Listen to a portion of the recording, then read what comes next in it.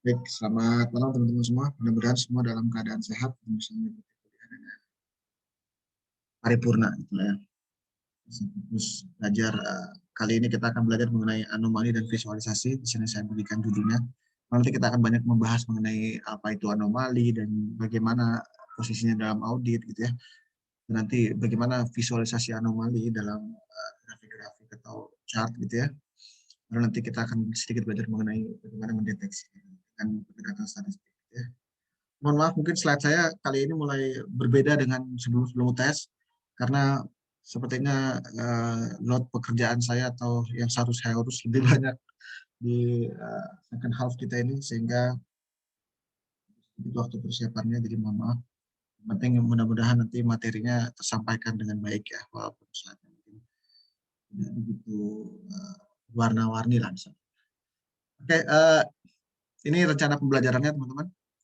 Jadi di sini di minggu ke-11 ya, minggu ke-11 atau pertemuan ke-10 kalau di LMS saya upload. Nah, di sini ada data interrogation, nantinya maksudnya apa, kita nggak begitu bahas mengenai ini, tapi kita coba menemukan anomali nanti seperti apa. Dan sampling juga tidak saya masukkan ke dalam slide, karena menurut saya sangat simpel, yaitu tinggal random atau range between gitu. Teman-teman bebas. Tapi nanti mungkin ingatkan saya, barangkali nanti di akhir saya belum membahasnya, saya akan coba bahas lewat praktek aja teman-teman, sama mungkin penyampaian aja, karena ini bukan kemampuan teknikal banget ya. Nah, ini kayaknya sangat sederhana. Bisa kita pelajari di Excel aja. Oke, jadi kira-kira itu ya. Kita akan banyak yang B-nya nanti menemukan anomali seperti apa. Oke, ini dalam slide ini kira-kira ada dua teman-teman. Nanti yang pertama adalah anomali dan ilustrasinya, dan yang kedua adalah mendeteksi anomali dengan statistik. Saya dapat info dari kelas yang siang tadi, teman-teman sudah mempelajari atau mendapatkan mata kuliah statistik di semester 5 ya. Kalau boleh tahu sampai mana tuh materinya? Ada yang masih ingat nggak? Materi open book ya. Kalau zaman saya sih dulu open book ya. Nggak ada yang ingat ya? Sudah dilupakan ya? Statistik. Apa belum dapat mata kuliahnya? Sudah, Pak. Udah dapet, Pak. Dapat ya? Sampai mana Mas? Tahu, ingat nggak? Seingat saya terakhir regresi, Pak. Regresi. Cukup sebenarnya sih. Regresi linear. Tapi gini, yang kita akan pelajari dari sini nggak sedalam gitu teman-teman. Jadi dalam mendeteksi anomali nanti kita cuma memanfaatkan paling ya analisis deskriptif seperti mean. Lalu nanti kita akan bahas sedikit mengenai mungkin modus dan mediannya. Lalu yang mungkin akan kita gunakan juga adalah standar deviasi. Jadi mudah-mudahan teman-teman sudah dapat gambaran apa itu mean atau rata-rata, yang median, modus, dan standar deviasi. Nanti akan saya ulas sedikit, tapi tidak terlalu mendalam ya. Saya asumsikan teman-teman sudah memahaminya gitu, secara konsep dari mata kuliah yang lalu. Oke, kita mulai teman-teman. Ini adalah anomali dan ilustrasinya. Nah, di sini bisa kita lihat ya teman-teman. Di antara apel-apel hijau, terdapat satu apel merah. Nah, inilah di antaranya mungkin bisa disederhanakan, inilah anomali gitu ya, ketika dia berbeda dengan yang lainnya. Namun dalam audit pembahasan tentang anomali lebih dalam, tidak sekedar dia berbeda dengan sekitarnya gitu ya. Namun ada misalnya kriteria-kriteria yang harus dibahas juga. Ya. Kita coba aja ke ini dulu teman-teman, ke definisinya. Ini saya ambil dari KBBI teman-teman ya. Jadi kalau mohon maaf kita ada dulu sebentar ya. Takutnya suara saya nggak terlalu dengar. 2 menit sampai 3 menit teman-teman ya. Mohon maaf.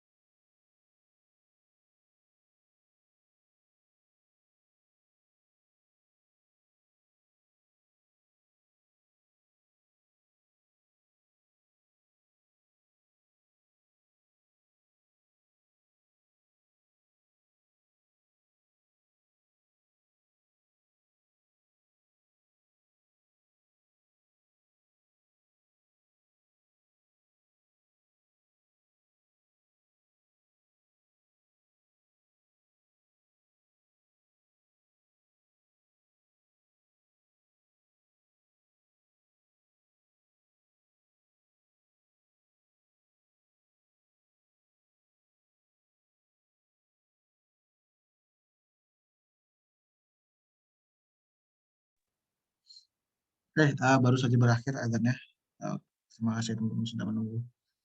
Kita lanjut ya. Tadi sampai ke anomali, ke pengertiannya. Jadi saya coba gali aja, ini nggak perlu dari teori mana-mana. Kita coba pelajari apa itu anomali dari KBBI aja. Di sini lihat bahwa diartikan dalam KBBI anomali itu bisa diartikan sebagai ketidaknormalan atau penyimpangan dari normal atau kelainan gitu ya. Nah saya coba gali lagi, maksudnya kita di sini kan banyak disinggung bahwa anomali intinya tidak normal gitu ya, atau menyimpang dari normal. Normal itu apa sih sebenarnya? Ini banyak juga definisi normal teman-teman. Menurut aturan atau menurut pola yang umum, gitu ya, pola yang umum atau aturan. Jadi bisa dua ya, sesuai atau tidak sesuai dan tidak menyimpang dari suatu norma atau kaidah, sesuai dengan kaidah yang biasa atau tanpa cacat gitu ya.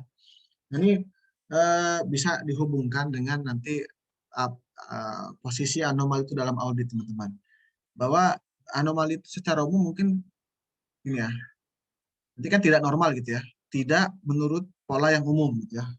Yang tidak normal maksudnya tidak menurut pola yang umum atau tidak menurut aturan. Dalam audit nanti fokusnya lebih kepada sebenarnya ke aturan gitu ya. Karena bisa aja teman misalnya dalam satu keadaan itu dia tidak mengikuti pola yang umum, tapi dia masih dalam satu koridor yang diperbolehkan dalam aturan. Itu bisa aja gitu ya. Namun bukan berarti yang anomali tersebut tidak jadi perhatian auditor. Tentu bisa saja misalnya di raise, dijadikan catatan seperti manajemen letter dan sebagainya gitu ya. Sehingga konsekuensinya dalam audit, nanti juga saya akan bahas selanjutnya gitu ya, anomali itu tidak melulu terkait dengan temuan, teman-teman.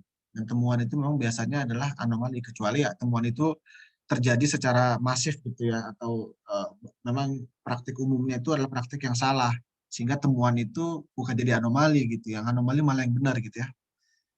Kira-kira seperti itu. Jadi kalau di audit mungkin kita fokusnya bukan kepada kejanggalan pada pola umumnya, namun kepada peraturannya.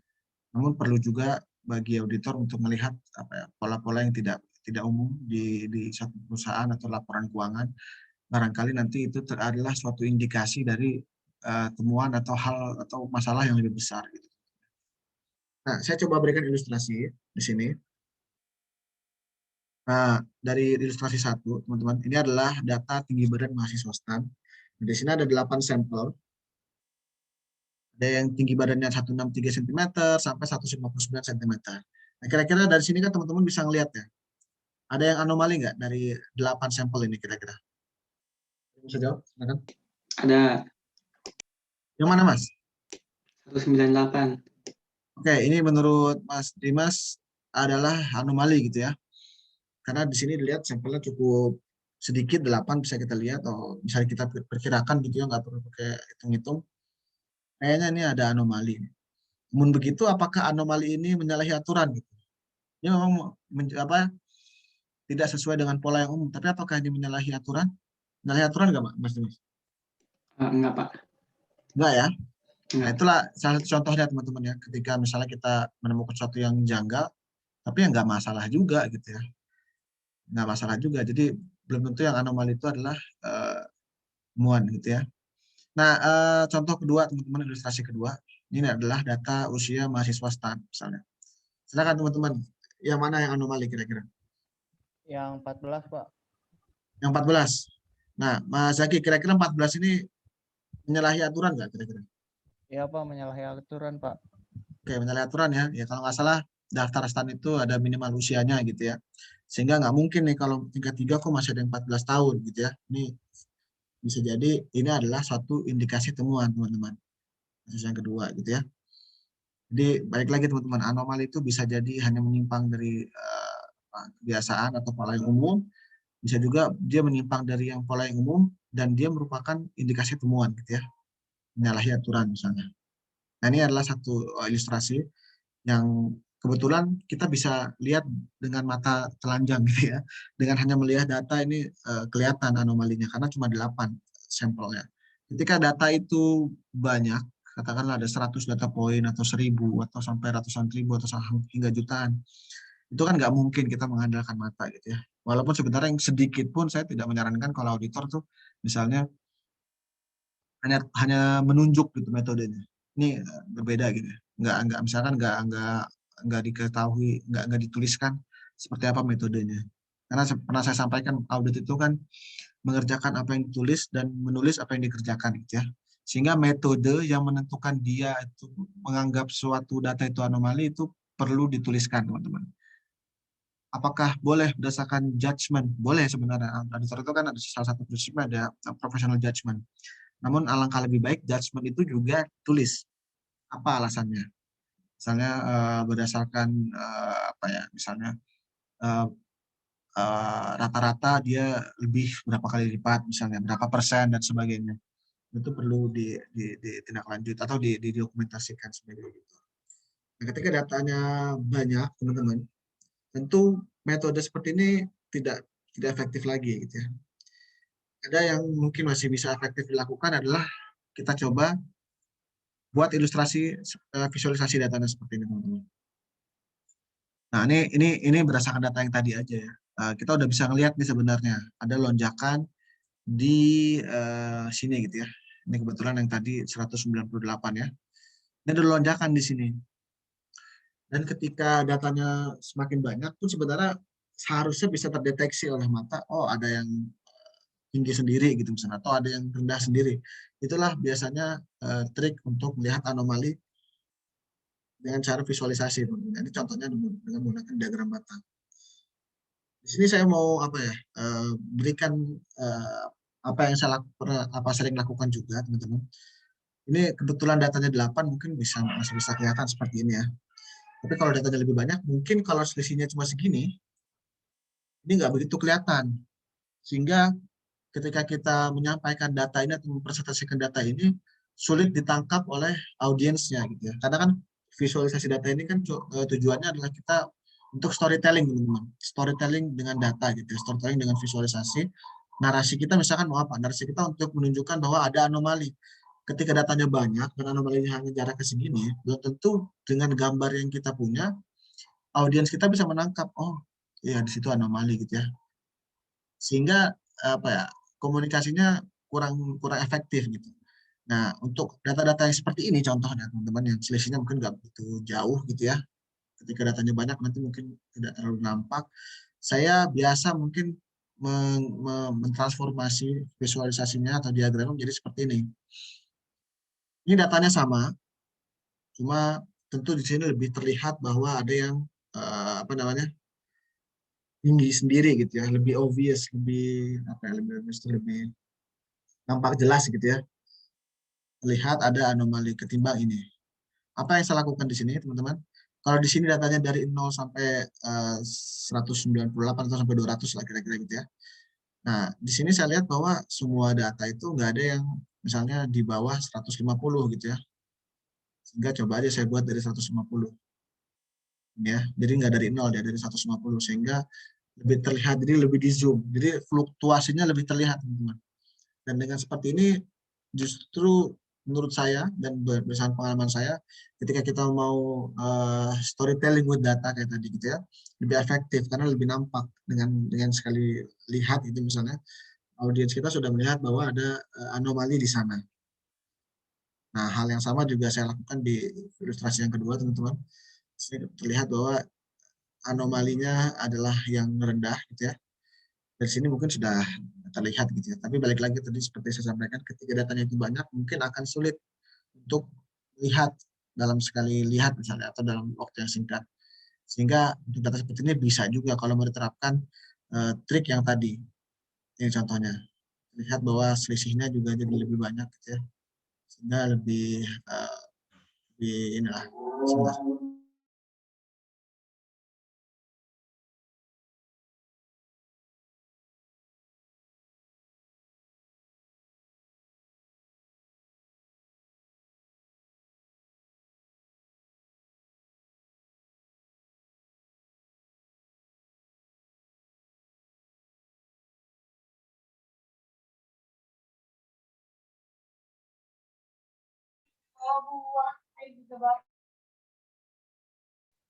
Mohon maaf teman-teman, ada tamu diri. Oke, tadi kira-kira itu ya terkait ilustrasinya untuk data yang sederhana tentu teman-teman tadi ya dengan menggunakan diagram yang sama tentu juga bisa diilustrasikan untuk metode yang sama dengan misalnya diagram atau line ya diagram garis line chart atau grafik. chart ya, bagan kali ya, bagan garis atau diagram garis. Nah, yang bentuknya mungkin seperti ini gitu ya. Itu juga banyak yang menggunakan, jadi sesuai dengan preferensi masing-masing aja. Nah, ini ilustrasi lain teman-teman. Ada 3 visualisasi yang saya tampilkan. Ada yang tahu nggak yang paling kiri ini namanya apa? Ini sering digunakan. Khususnya kalau teman-teman misalnya Scatterplot. ya betul, itu scatter plot ya. Kalau teman-teman mengerjakan skripsi biasanya menggunakan yang gini-gini nih dalam uji normalitasnya. Teman-teman KTTA ada yang bereksperimen dengan statistik nggak? Dengan data survei gitu. Ada nggak? Teman saya sih nggak ada ya. Di lingkungan saya yang saya tahu gitu. Semua kualitatif semua. Mengulas peraturan gitu ya, atau materi-materi di kuliah. Tapi nanti ketika teman-teman mungkin melanjutkan studi di sarjana, sangat mungkin karena banyak teman-teman ya, mayoritas itu ketika skripsi menggunakan metode yang kuantitatif, dan kuantitatif itu biasanya nanti menggunakan statistik, dan scatter plot ini sering digunakan dalam hal uji normalitas gitu ya. Nah di sini contoh aja teman-teman, ini scatter plot yang 2 dimensi, jadi ada X ada Y gitu ya. Salah nggak saya? X kanan atau X atas? X kanan kan ya? Ada X ada Y teman-teman. X ini apa? Y-nya dulu deh. Berat badan gitu ya. X-nya ini adalah berapa kilometer si responden ini atau si data ini atau subjek penelitian ini lari dalam 1 minggu. Nah di sini bisa dilihat teman-teman, ketika ini kan persebaran, tadinya ini garisnya nggak ada ya. Data itu kan persebarannya biru-biru ini gitu. Lalu ketika dia masukkan ke dalam model regresi misalnya, atau dia buat fungsi ininya dari persebaran datanya, dimasukkan ke regresi, nanti biasanya terlihat, bisa dibuat tuh garisnya. Hasilnya kan nanti kan kira-kira gini ya, Y sama dengan A plus BX. Ini kan sama seperti ini ya, mesti kalau teman-teman belajar dulu persamaan linear gitu ya. Ini kan garis ya, kalau gini ada begini, kalau positif ada yang kemana gitu kan, tergantung. Nah ini begini kebetulan datanya. Data seperti ini, maka trennya adalah seperti ini teman-teman. Artinya kenormalannya adalah di sekitar ini, dari persebaran semua data ini. Maka data-data yang ada di sekitar garis itu kita anggap sebagai tadi komplotan yang normal gitu ya, kita bilang ya. Kalau tadi berat badan ya kira-kira sekitar tinggi badan yang sekitar tadi 160, 150, 170. Ini ya, data-data biru ini kita masuk yang dekat dengan garis bisa dianggap sebagai data yang normal. Jika data itu jauh dari garis, bisa kita anggap itu sebagai anomalinya. Karena dia jauh dari kenormalannya nih garisnya gitu ya. Itu kira-kira untuk scatter plot. Untuk yang garis ini mungkin sama seperti prinsipnya sama seperti diagram batang tadi. Ini ketika ada salah satu atau beberapa yang jauh dari, ini kan rata-rata di sini ya. Ini sebenarnya bisa juga dibuat trennya teman-teman ya.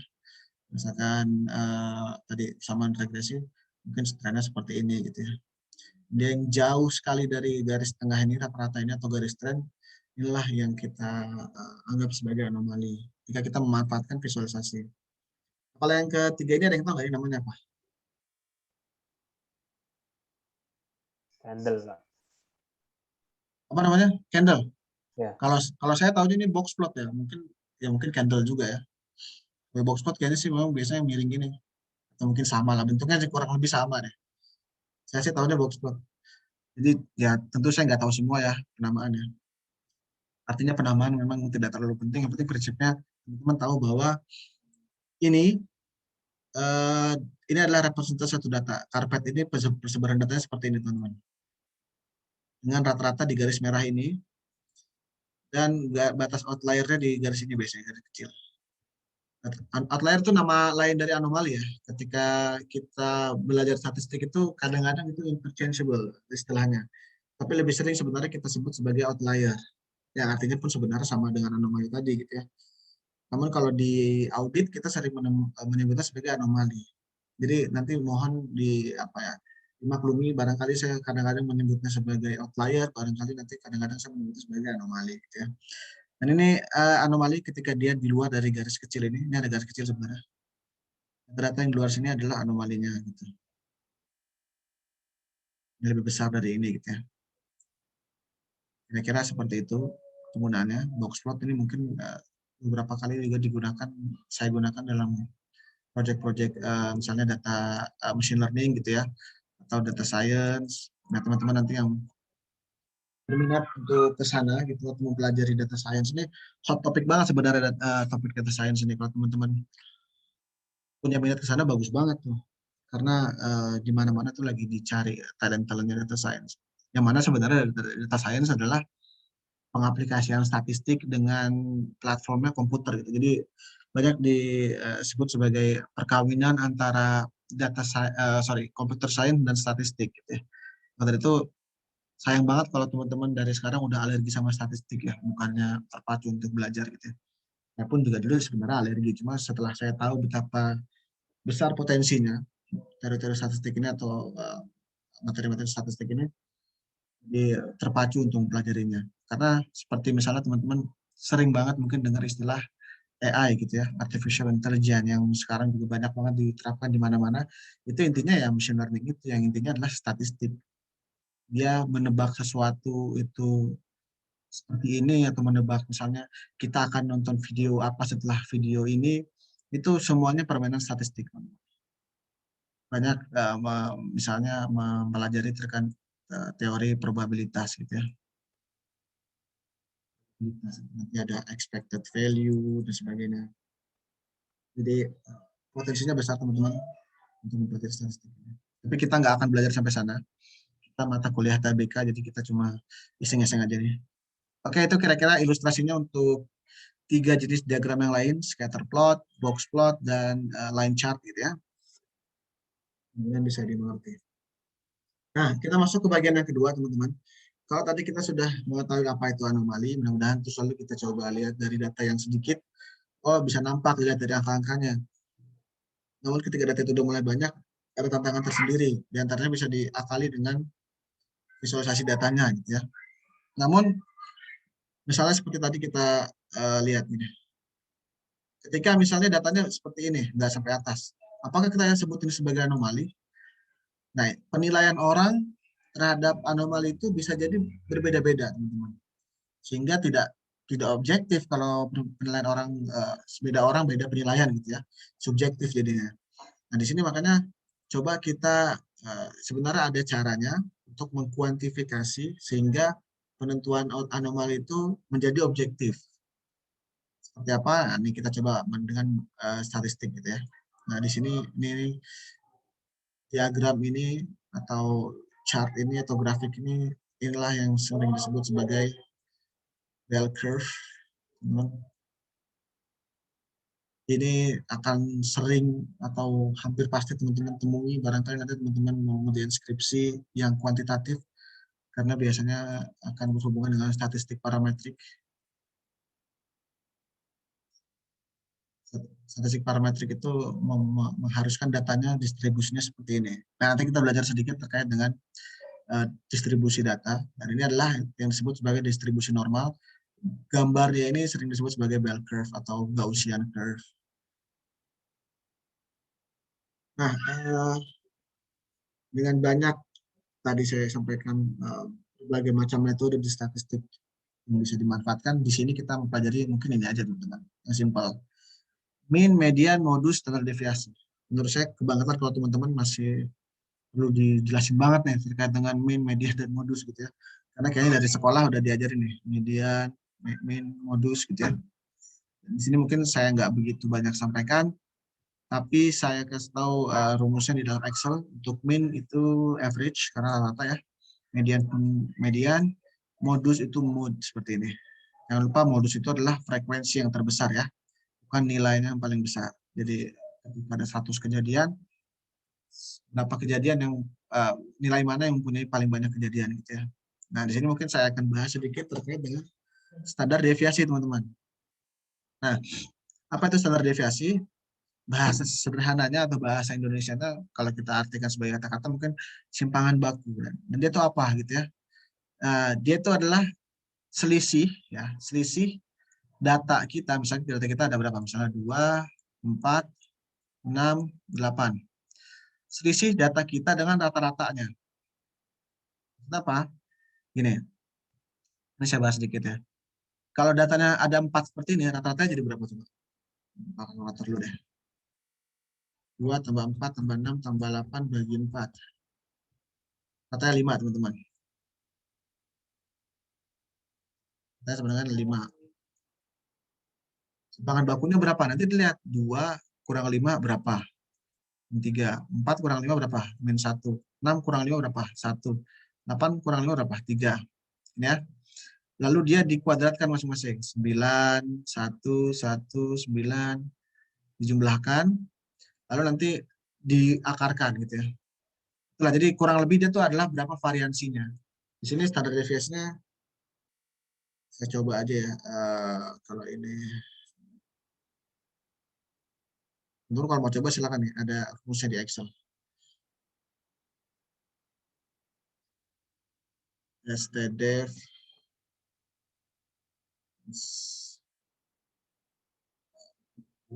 Saya share ini aja deh screen-nya. Ya, STDEV berapa tadi? 2, 4, 6, 8.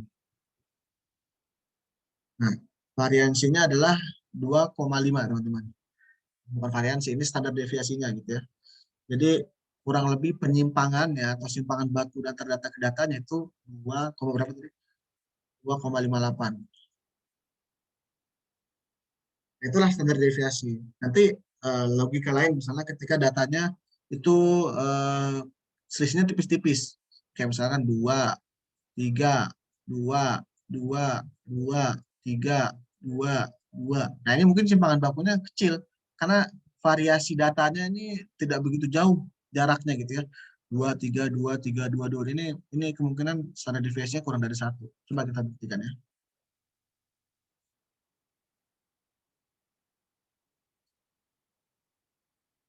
2, 3, 2, 2, 2, 3, 2. Nah, ini standar deviasinya hanya 0,4 karena memang kita bisa lihat rentang datanya dari rata-rata ini sangat kecil gitu ya, kurang dari 1. Itulah kira-kira mungkin filosofinya simpangan baku itu adalah seberapa variatif datanya. Jadi kalau semakin besar, semakin variatif datanya, kemungkinan besar semakin besar standar deviasinya. Yang misalkan tadi di atas ya yang 2468 ini standar deviasinya adalah 2,58. Ketika yang ini hanya 0,4 sekian gitu ya, karena variasinya sedikit. Dan di sini ada dua teman-teman, standar deviasi yang P dan standar deviasi yang S. Bedanya apa? Yang P ini populasi, yang ini adalah sampel. Lalu menggunakan yang mana Pak? Kita patokin aja, kita menggunakan yang sampel misalnya. Karena memang biasanya data yang kita gunakan itu bukan data populasi ya, cuma data beberapa sampel gitu misalnya. Dari semua transaksi kita ambil setahun atau berapa bulan gitu ya. Memang di ilmu statistik rumusnya beda teman-teman ya, antar rumus standar deviasi dengan yang populasi dengan standar deviasi yang sampel. Saya beri sedikit ya.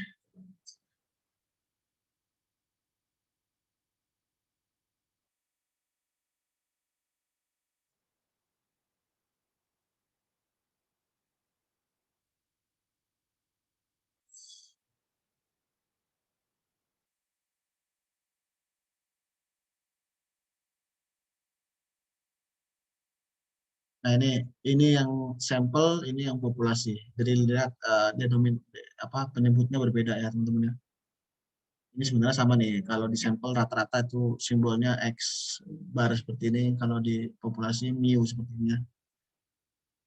Pembaginya dia seluruh N, kalau yang sampel N-1. Karena ada dua formula yang berbeda di Excel untuk standar deviasi.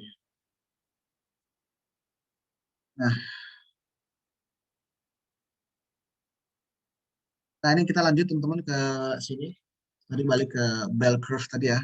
Di sini kita bahas terkait dengan bell curve sedikit. Dan apa sih sebenarnya bell curve itu? Nah, ini adalah suatu teori atau pemahaman yang diperkenalkan oleh Carl Friedrich Gauss pada tahun 1700-an. dia mengenalkan bahwa data itu secara umum ya distribusinya seperti ini. Banyak data yang kita temukan itu distribusinya seperti ini. Dan inilah tadi ya disebut sebagai, bisa sebut sebagai distribusi normal atau Gaussian distribution gitu ya, karena yang memperkenalkannya si Gauss. Jadi distribusinya ini maksudnya apa? Dia adalah ketika rata-rata, median, dan modusnya tuh di garis tengah gini teman-teman. Sehingga persebaran datanya tuh kurang lebih ya nggak simetris-simetris banget, tapi mendekati simetris seperti ini. Bisa juga simetris banget, bisa ya. Tapi mendekati simetris seperti ini teman-teman. Dan ini bisa saya buktikan teman-teman. Di misalnya ini, mungkin teman-teman ingat di awal perkuliahan pernah saya minta untuk mengisi kuesioner di Google Form. Di sini ada pertanyaan nih ya. Dalam skala 1 sampai 5, seberapa mahir Anda menggunakan Microsoft Excel? Ini termasuk data deh ya teman-teman. Nanti saya buktikan bahwa distribusinya pun normal walaupun tidak direncanakan gitu ya. Nah, ini datanya. Jadi karena waktu itu saya buat ininya dan teman-teman lain juga menggunakan yang sama, jadi datanya sampai ada 300-an. Ini saya copy datanya, saya masukin ke sini misalnya.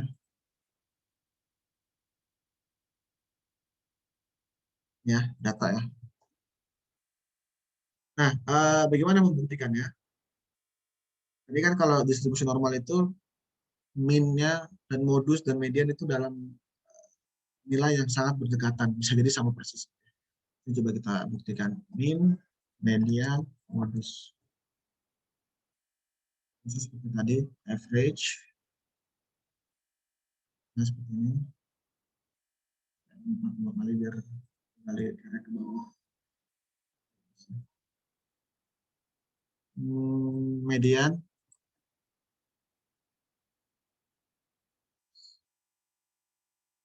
Modus.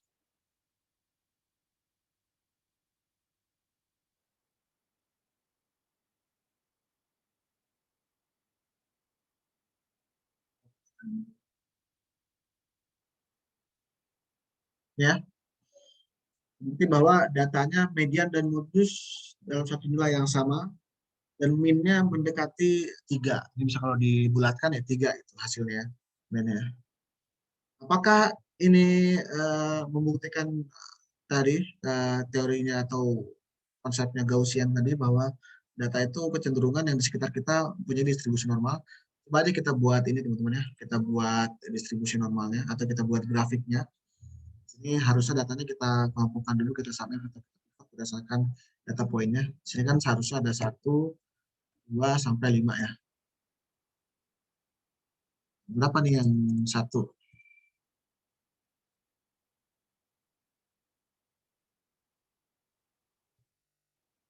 ada 7, yang 2 ada 124, yang 3 ada 612, yang 4 ada 116, yang 5 ada 5. Maka itu tadi ya, modusnya ada di 3 dan mediannya pun kemungkinan besar di 3 ini. Ya.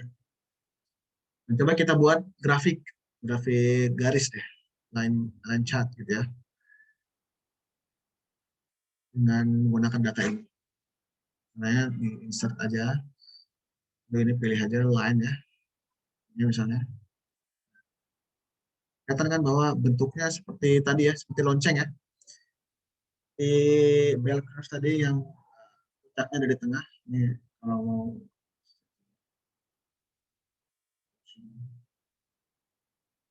nah nih, ini ya, bukti bahwa memang secara umum data itu yang kita temui, ini nggak semua ya, secara umum banyak data itu memang sifatnya seperti ini teman-teman. Bahwa kebanyakan itu ya di tengah-tengah gitu ya. Kalau yang gede banget itu sedikit, juga yang kecil banget itu sedikit. Misalnya contoh lain, nilai misalnya, atau IPK mahasiswa. Itu mesti paling banyak adalah di dekat rata-rata gitu nilai ya. Nanti ada yang IPK-nya 4, ya beberapa gitu ya. Ada yang IPK-nya kecil, ya beberapa gitu. Jadi memang banyak mungkin teman-teman juga mungkin bisa iseng-iseng survei gitu. Apakah memang data itu kebanyakan rata-rata di tengah gitu ya. Seperti itu teman-teman. Maka dari itu asumsi seperti ini nanti bisa diaplikasikan ke regresi linear anak gitu ya, dengan menggunakan regresi linear datanya mesti seperti ini. Nah, ini terkait dengan distribusi normal, jadi datanya kebanyakan di tengah gitu ya. Yang misalnya yang pinter banget ini nanti banyak sedikit, yang nggak terlalu pinter itu sedikit, kebanyakan di tengah-tengah. Tengah-tengah tuh bukan nilai pasti ya, tentu kita data tengah-tengah itu ya rata-rata dari populasinya. Misalnya mahasiswa STAN tadi, rata-rata mahasiswa STAN itu rata-ratanya di katakanlah di sekitar 3,3. Itu nanti kemungkinan besar paling banyak ya di situ. Modusnya di sekitar rentang itu 3,3, 3,4, 3,2 mungkin gitu ya. Saya cuma hipotetikal aja. Ada yang 37, 38 itu ada, tapi nggak sebanyak yang di 3,3, 3,4 gitu ya. Ada yang 29 ada, mungkin 28 ada, tapi nggak sebanyak yang di 3,3, 3,4. Nah, itulah kira-kira maksudnya di sini. Ini bisa geser-geser ya, tadi sesuai dengan populasinya. Nah, misalkan IPK geser ke kanan sedikit. Kampus ini rata-ratanya agak ke kanan, agak mendekati 4. Kampus lain mungkin rata-ratanya agak ke kiri, mendekati 2. Kira-kira itu teman-teman terkait distribusi normal. Mudah-mudahan bisa dipahami ya. Di sedikit, banyaknya daerah yang di tengah-tengah dekat ratanya.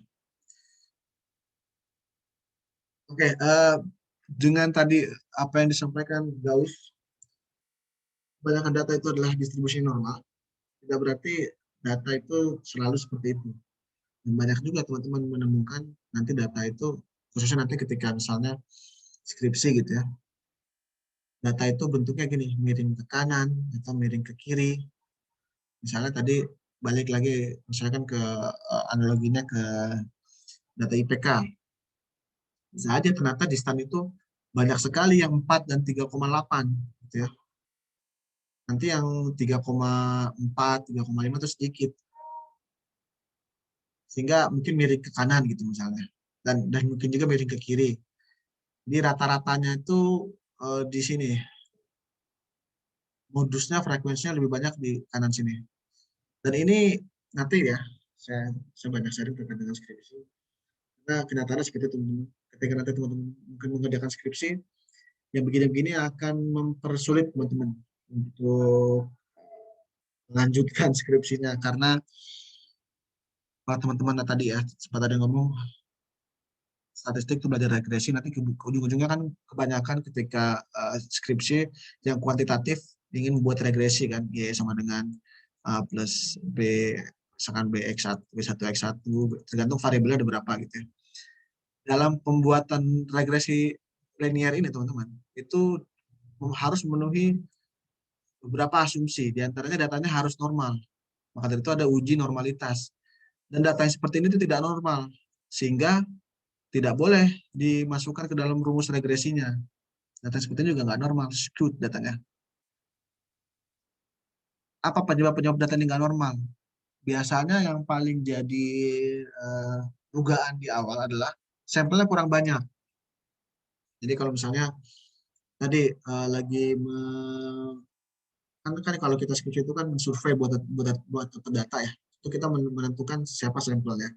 Ternyata kebetulan yang kita sampel nggak begitu banyak dan kebanyakan teman-teman yang nilainya bagus gitu, sehingga datanya miring ke kanan seperti ini, atau sebaliknya miring ke kiri seperti ini. Karena itu kemungkinan besar mungkin kalau nanti diskusi dengan dosen dengan temannya, data saya nggak normal nih, apa yang perlu saya lakukan? Biasanya apa namanya, nasihat pertamanya atau saran pertamanya adalah tambah sampelnya, tambah sampel. Data itu nggak normal. Kalau masih nggak normal juga, mungkin lihat ada outlier nggak. Nanti saya ngomong sedikit bahwa, mungkin sekarang aja di audit atau di statistik itu teman-teman, kembali sedikit ke sini ya. Ada perbedaan sedikit perspektif dari auditor dan ahli statistik gitu misalnya. Ahli statistik itu justru biasanya benci terkait adanya anomali-anomali seperti ini. Karena ini bisa menyebabkan datanya tadi nggak normal, miring gini ya. Misalnya anomali cukup banyak, datanya bisa jadi miring seperti ini. Tapi sebaliknya, auditor biasanya justru mencari ada anomali tersebut. Jadi agak ada anekdot lah. Kalau ahli statistik itu benci terhadap anomali, sehingga dia kalau bisa datanya normal semua, sehingga dia bakal buat model jadi bagus gitu ya. Model seperti ini misalnya bisa memprediksi nanti kalau ada data baru ya prediksinya sekitar garis ini gitu ya. Kalau datanya banyak outlier kan prediksinya kemungkinan nanti nggak tepat gitu ya ketika buat statistik misalnya. Tapi kalau auditor justru mencari anomali itu karena ada kemungkinan itu adalah suatu masalah atau suatu temuan yang perlu diperbaiki misalnya. Uh, tapi baik lagi teman-teman ya, setiap anomali itu belum tentu temuan tadi balik lagi. Kira-kira itu tadi perbedaannya antara auditor dengan anomali. Karena gini ya, kalau auditor itu nggak nemu anomali itu, ini mungkin manusiawi ya. Sebagai auditor juga ngalamin bahwa ketika mungkin teman-teman juga ngalamin ketika ujian atau ketika ngerjain soal-soal latihan yang pernah saya berikan gitu, pas ngerjain nggak ada masalah sama sekali gitu. Itu kayaknya kayak ada yang janggal gitu ya. Apa saya ada salah gitu ya? Apa apa saya keliru metode mana atau saya ada yang kelewatan gitu ya. Itu normal gitu ya. Tapi kenyataannya ya saya juga sering menemukan ketika melakukan suatu prosedur audit tidak ada masalah dan itu nggak apa-apa, it's fine.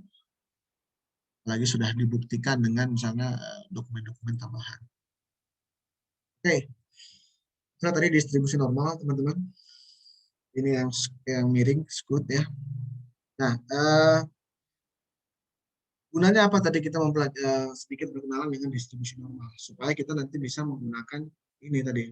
Kita bisa mendeteksi atau menentukan anomalinya dengan statistik dengan menggunakan Z-score ini teman-teman. Z-score berdasarkan min ya, Z-score. Nah ini saya, kalau yang di LMS mungkin sampai sini aja slide-nya saya akan tambahkan seperti ini. Jadi saya pikir ini bakal memusingkan teman-teman karena pakai rumus lagi. Sehingga saya buat pakai logika-logika seperti ini. Khususnya yang di bawah ini nih. Tapi kelihatannya perlu juga saya sampaikan yang ini ya. Pelan-pelan dulu mungkin saya sampaikan gini teman-teman. Bahwa tadi ketika data itu berdistribusi normal seperti ini teman-teman. Ini bisa dibuat skor ZZ seperti ini. Ada namanya standardization namanya.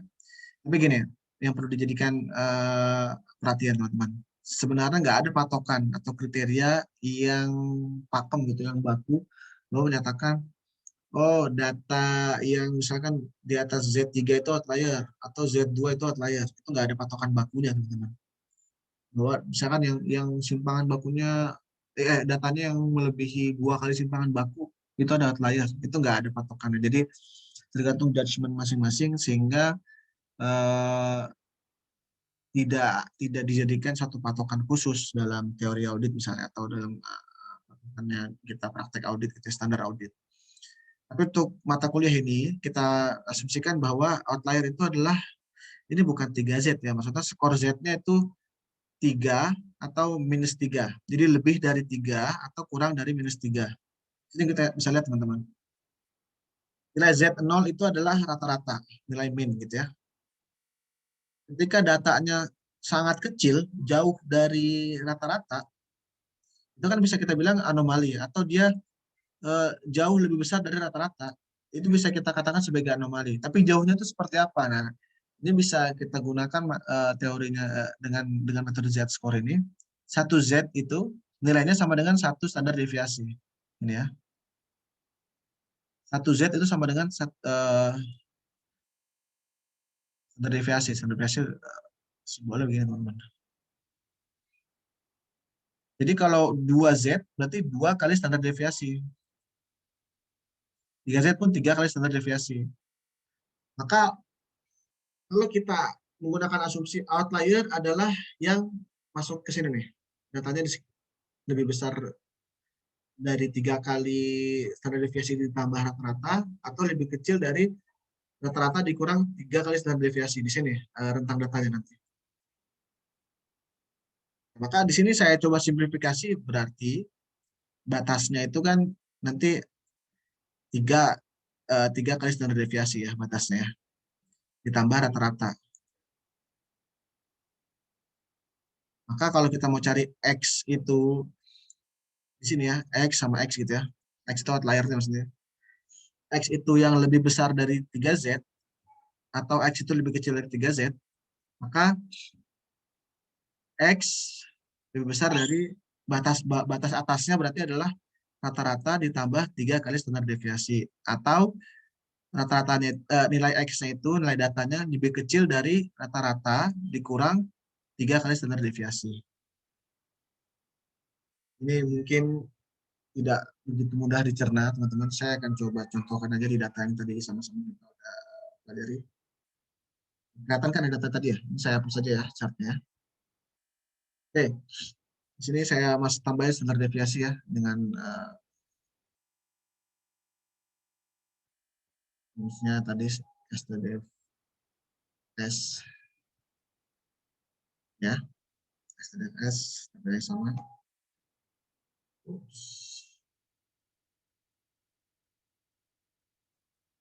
Ya, standar deviasinya 0,6. Ini data yang tadi, data yang kuesioner di Google Form tadi.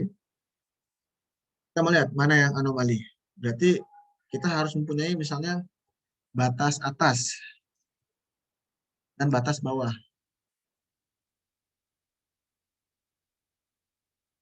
Batas atasnya itu apa? Nanti saya buat dulu deh. Min tambah 3 kali STDF. Batas bawahnya min dikurang 3 kali STDF. Ini ya. Kita buat masukin rumusnya. Min tambah 3 kali standar deviasi. Batas bawahnya min kurang 3 kali standar deviasi. Nah ini ya. Oke, mudah-mudahan ini bisa dipahami sampai sejauh ini, teman-teman. Jadi ada batas atas dan batas bawah. Nanti tinggal dicari aja, teman-teman. Di antara data ini, mana yang lebih dari ini atau kurang dari ini. Pakai apa kira-kira nih fungsinya? Seperti ini. Yang bisa menyarankan pakai rumus apa? Kontif, Pak. Apa? Pakai apa, Mas Khairul? Kontif. Konif. Konif seperti apa tuh? Kontif kalau datanya lebih dari 4,6 gitu, Pak. Untuk Oh, min, bukan jumlah datanya, bukan berapa kali datanya ya. Di sini cuma mau lihat gini, apakah nilai ini nanti kita lihat ada yang lebih dari ini nggak? Atau kurang dari ini nggak? Saya coba aja pakai OR gini ya. Nanti mungkin teman-teman punya rumus lain. Kriterianya dua. Dia itu harus lebih, dia yang salah itu dia lebih besar dari ini, ya. Atau dia ini datanya lebih kecil dari ini. Jangan lupa di F4. Ketika false berarti dia datanya masuk ke dalam range ya. Karena kan logika kita dia lebih besar dari batas atas atau lebih kecil dari batas bawah. Sehingga yang false itu benar dan yang salah itu true. Kita lihat. Bukan yang anomali itu true maksudnya. Ini ada yang true, nilainya 1. Karena apa? Karena dia ada di bawah batas bawah kita. Batas bawah itu ini ya, 1,075. Jadi dia masih di atas 1. Sehingga ini bisa kita anggap sebagai anomali. Yang satu ini. Jadi data kita tadi ya, selain itu nggak ada. Selain dia cuma kan datanya kan 1 sampai 5 ya. Berarti yang satu itu anomali dan yang 5 tadi nggak ada. Harusnya kalau ada 5 itu anomali juga. Tapi kebetulan di data kita nggak ada yang isi 5. Berarti yang anomali hanya yang satu ini ada 7 anomali. Nah itu dengan slide yang ini logikanya. Jadi buat batas atas dan buat atas bawah. Atau kita mau menggunakan ininya apa Z-score sesuai dengan teori Z-score-nya gitu ya. Jadi kita perlu standarisasi dulu nih datanya. Nanti sebenarnya sama konsepnya sama persis. Cuma kita buat rentangnya jadi -1, -2, -3 atau 1, 2 atau 3. Caranya dengan ini dengan memasukkan rumus ini. Nanti tinggal dicari mana yang lebih kecil dari -3 atau mana yang lebih besar dari 3. Saya coba ya teman-teman ya. Nah, tadi kan Z-score, berarti kita keluarin, kita coba cari Z-score-nya dia. Caranya, nilai dia ini, sorry, kurung dulu. Nilai dia ini, dikurang rata-ratanya, ini mana tadi? Ini ya, bagi standar deviasinya. Ini, bentar. Inilah Z-score dia, kita buat 2 aja.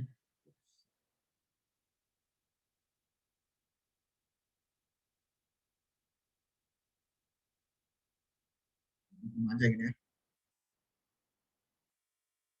Nanti tinggal kita cek, adakah yang lebih kecil dari -3 atau lebih besar dari 3. Bentar aja ya.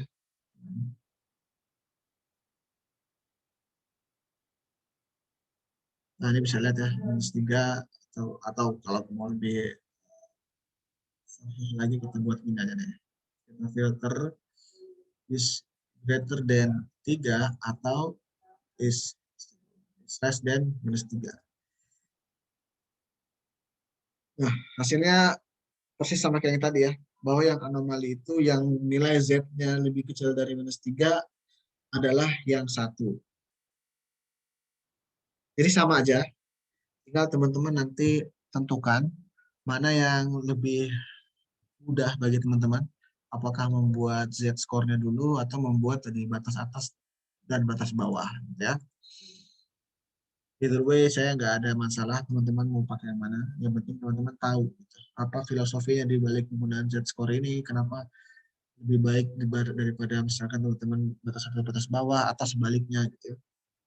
Ini adalah metode pencarian anomali yang lebih bisa apa ya, lebih objektif karena kita menggunakan rumus-rumus yang bisa direplikasi berulang-ulang di data yang berbeda gitu ya.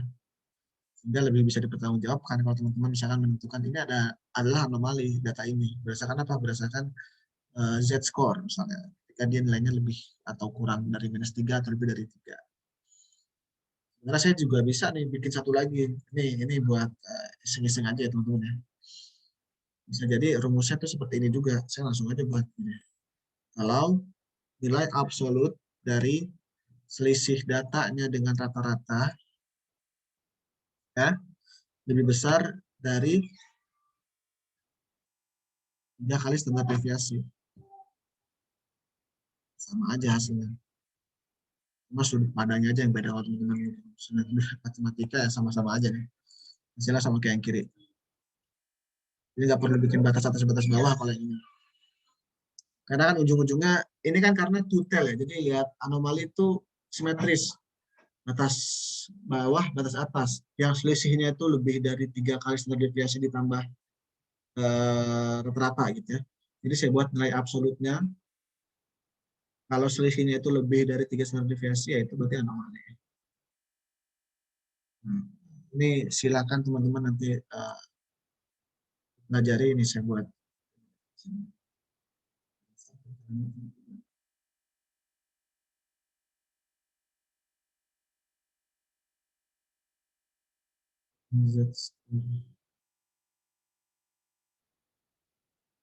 Nilai absolut. Ya,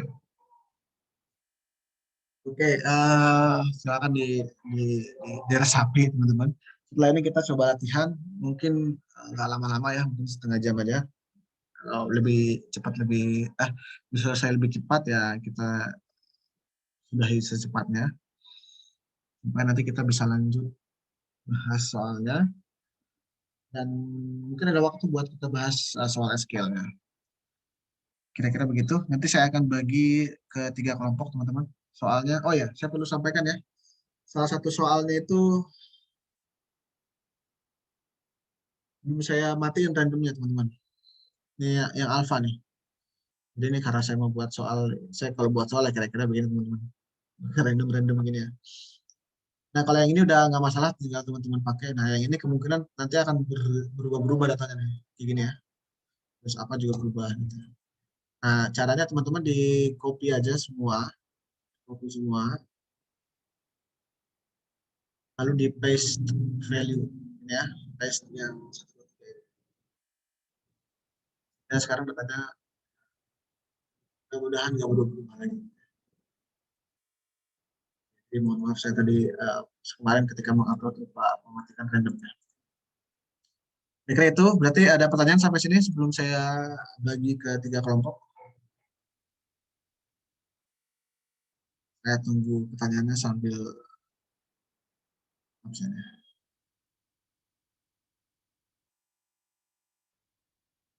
Ada yang nggak masuk hari ini?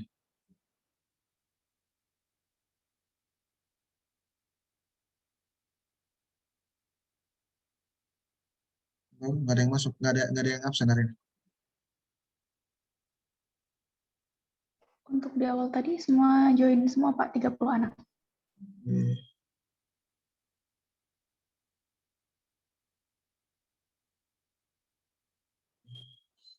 Oke, saya bagi ya ke 3 kelompok.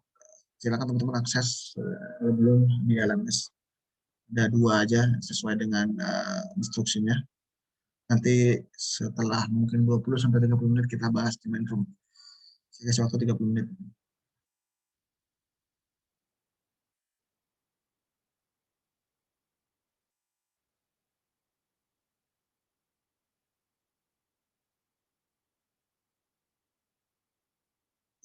Silakan.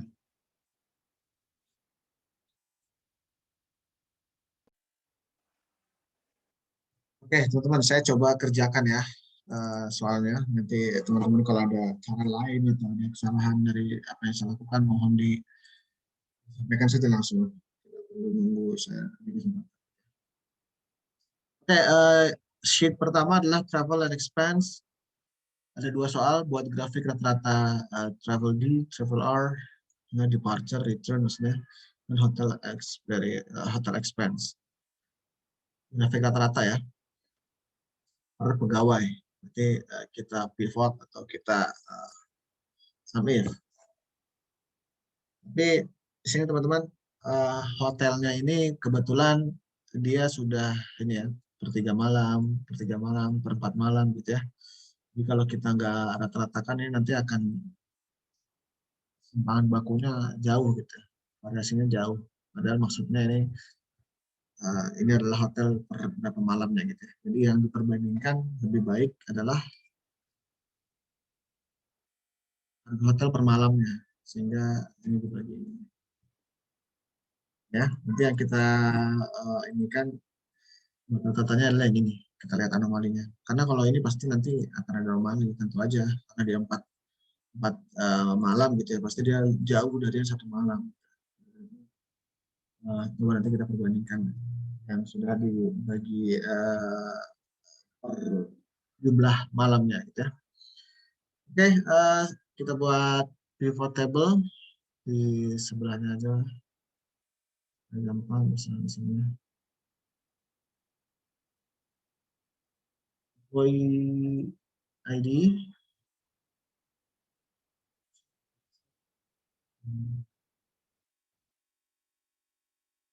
Oke, ini diganti jadi average ya, karena kita mau buat rata-rata tadi sesuai soalnya. Semua nggak sih? Average. Oke, ini dah. Jadi teman-teman, langsung dibuat grafik ini. Silakan kalau mau.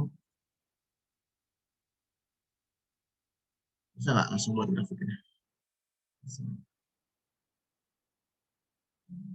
Ya, misalnya. Bisa ya. Nah ini. Lihat nggak teman-teman? Ada anomali nggak di sini?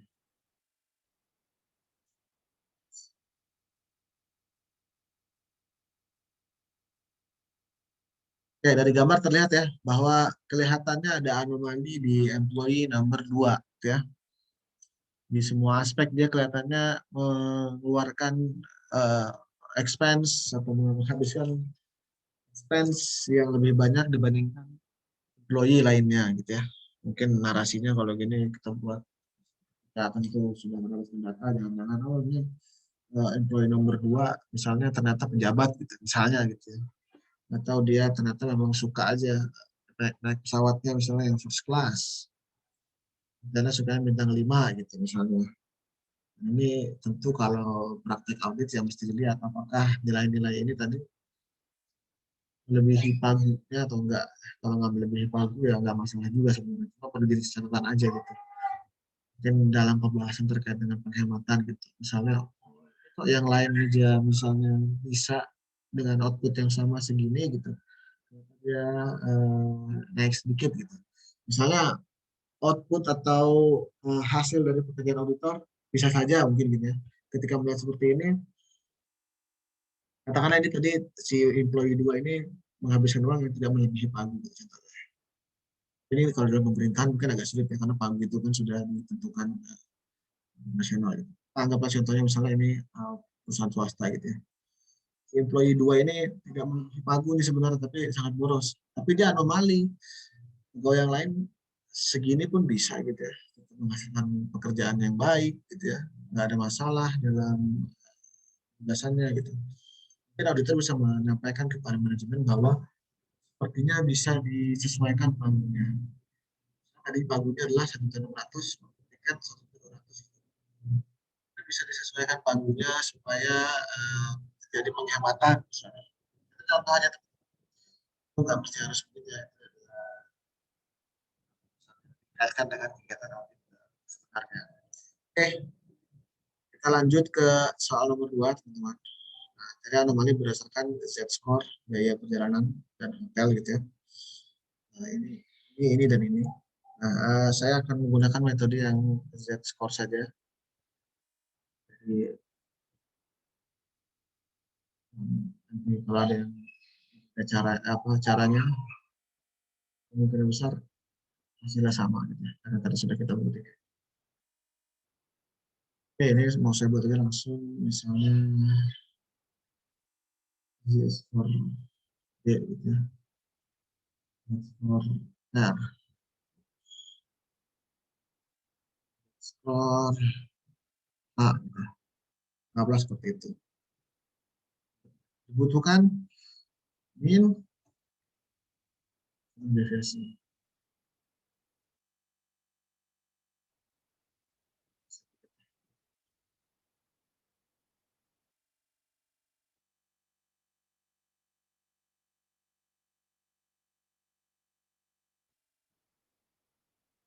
Average. Ya, 40 kali berarti tinggal digeser. Nah,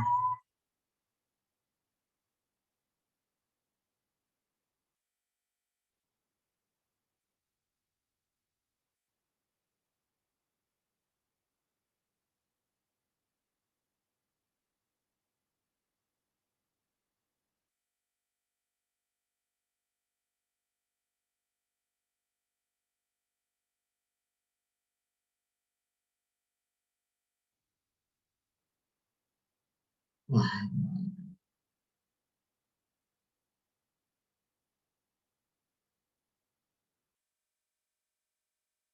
mudah-mudahan nggak ada yang bingung ya. Saya ala-ala aja gitu ya. Ini tadi sama, ini rata-ratanya untuk yang D, R, ini sheet yang D, ini sheet yang E, ini sheet yang H, ya. Ada D, E, H. Sehingga bisa kita cari Z-score-nya. Skor ini dikurang rata-ratanya, ini standar deviasi.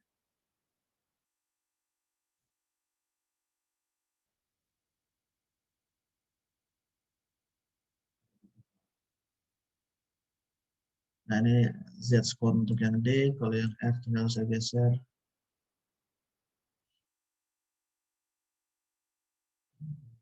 Kita mungkin perlu.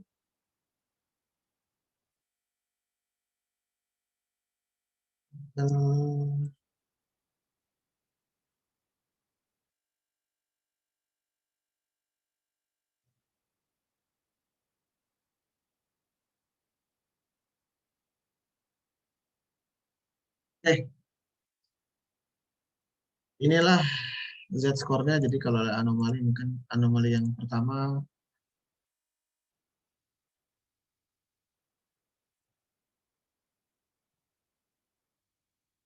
greater than 3, less than min 3. Ya, kebetulan teman-teman ini sama ya, jadi di filter ini juga hasilnya sama. Kalau hotel mungkin beda, sebentar. Ini jadi employee 2 sama seperti tadi. Untuk yang departure, yang R pun sama kayaknya, nggak ada yang lain. Jadi lihat, nilainya lebih dari 3 semuanya untuk employee 2, begitupun yang return-nya, begitupun yang hotelnya, dia lebih dari 3 semuanya. Jadi Z-score ini mengkonfirmasi, misalnya tadi, mana tadi itu? Grafik kita lah pokoknya tadi ya. Mana grafik itu? Nggak ada pivot, nggak ada pengganti kayak sama. Pokoknya intinya seperti itu teman-teman. Jadi Z-score ini tadi mengkonfirmasi kayak yang kita lihat di, nggak bisa dihapus ya.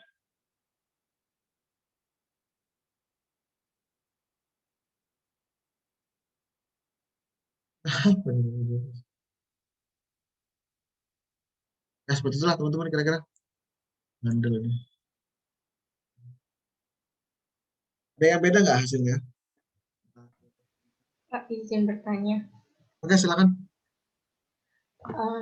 Kalau untuk rata-rata itu perlu nggak ya Pak? Maksudnya dipisah per employee gitu. Jadi data dari employee 1 itu kayak yang di pivot table itu. Jadi employee 1, 2, dan seterusnya tuh beda gitu Pak rata-ratanya. Oke, jadi membandingkan Z-score-nya dari masing-masing rata-rata per employee dan standar deviasi per employee, gitu ya Mbak? Iya Pak. Oke, kalau seperti itu, jadi tadi kelas sebelumnya juga seperti itu ya. Datanya ada yang menyebarkan seperti ini. Jadi yang kita lakukan di sini dengan cara seperti ini adalah mencari anomali dari seluruh populasi datanya, lintas employee gitu kira-kira. Kalau yang dilakukan adalah menggunakan rata-rata per employee dan standar deviasi per employee, berarti dia mencari anomali dari pola masing-masing employee gitu. Jadi tidak membandingkan satu employee dengan employee yang lain, tidak membandingkan satu pegawai dengan pegawai yang lain. Jadi dia cuma membandingkan misalnya employee number 1 ini dari pola dia mana yang anomali. Ya. Terus dari employee nomor 5 dari pola dia selama ini traveling mana yang anomali. Jadi itu tujuannya berbeda kira-kira Mbak Kartika. Untuk soal ini yang tepat adalah menggunakan rata-rata dan standar deviasi untuk populasinya. Karena kita mau mencari anomali, mungkin ini kurang jelas juga ya, tapi kurang lebih memang seperti itu prakteknya. Kita ingin mencari anomali dari transaksi ini. Jadi ya, kalau kita balik ke sebentar. Kalau kita balik ke teorinya misalnya.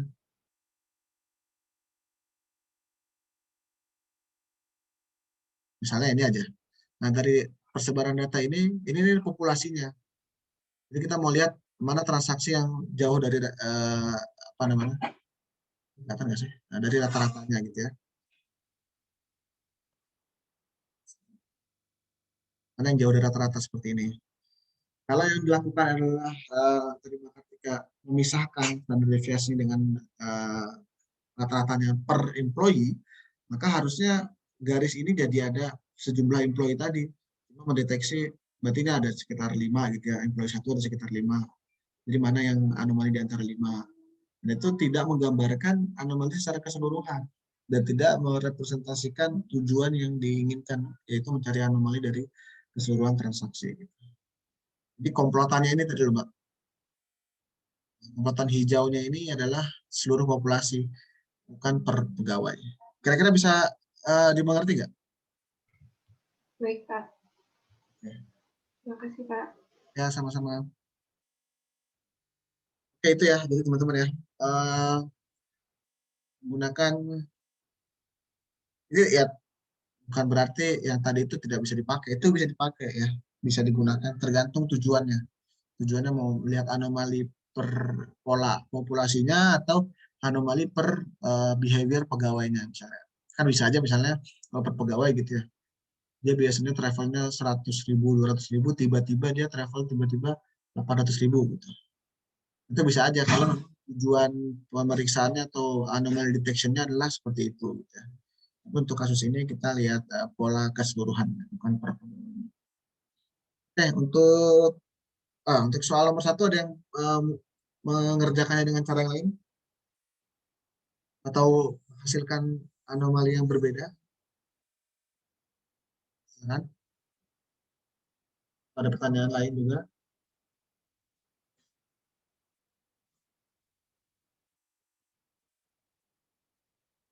Kalau nggak ada kita move on ke sheet yang kedua, adalah sheet alpha teman-teman. Caranya kurang lebih sama. Jadi buat scatter plotnya di sini saya karena tidak eksplisit langsung dibuat semua atau masing-masing gitu ya. Saya asumsikan sih kalau buat grafik ini harusnya nggak begitu sulit. Tinggal di blok terus buat scatter plot. Lalu ini saya pisah misalnya yang satu dulu, yang harta dulu.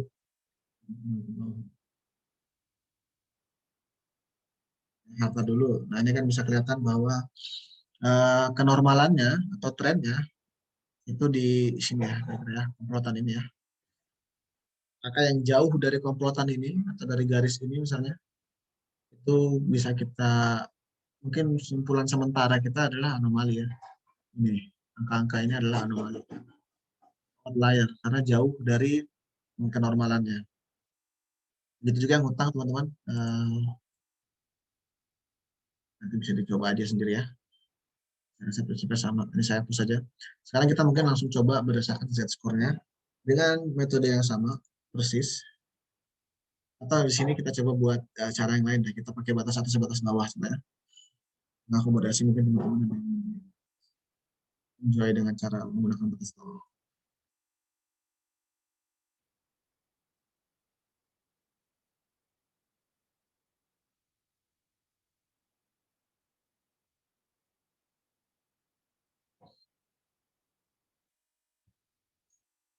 Which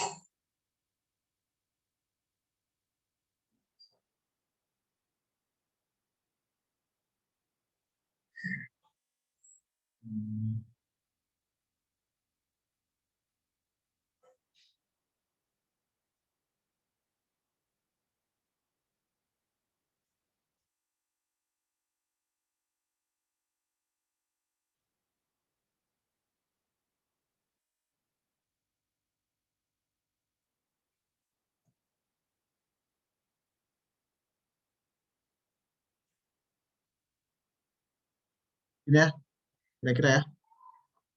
Deviasinya yang 15.000, yang 29.000. Ya tuh, ini standar deviasi lebih dari rata-rata karena memang melonjakannya atau fluktuasinya cukup lumayan untuk yang hutang. Ada yang ya ada banyak yang 0 gitu ya, 1.000, 2.000, 4.000. Tiba-tiba ada yang 61.000, ada yang 195.000. Jadi memang secara melihat sederhana itu bisa disimpulkan memang wajar kalau standar deviasinya jauh melebihi rata-ratanya. Gitu. Kita coba cari batas atasnya. Ini min tambah 3 kali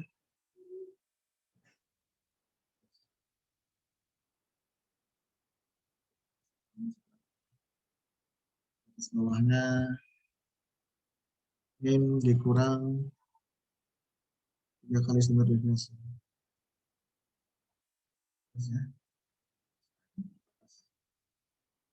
Nah ini udah ada batas atas batas bawah, langsung di tes aja di sini. Or ini lebih besar dari ini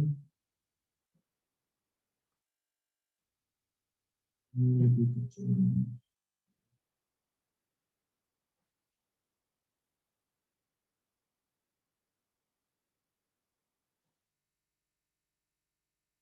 Oke, yang true adalah ya sekitar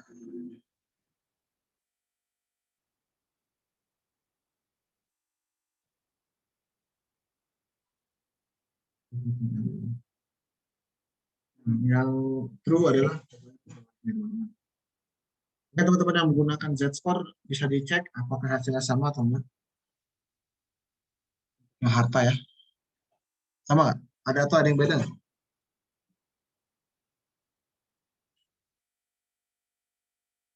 Mana? Atau belum selesai sampai sini? Belum, Pak. Oke, tapi ngerti kan ya kalau harus menggunakan Z-score untuk yang ini ya. Nah itu untuk yang harta teman-teman. Untuk yang utang, ini ya.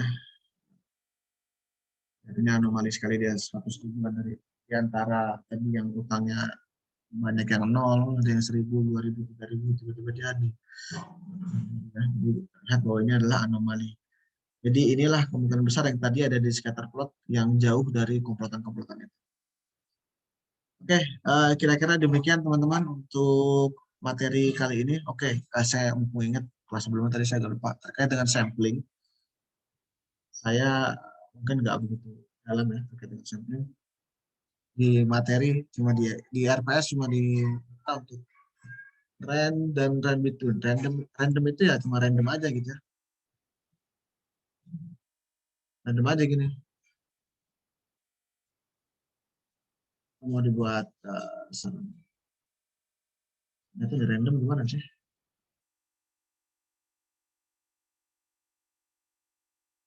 Saya biasanya pakai random between ya. Kalau random between itu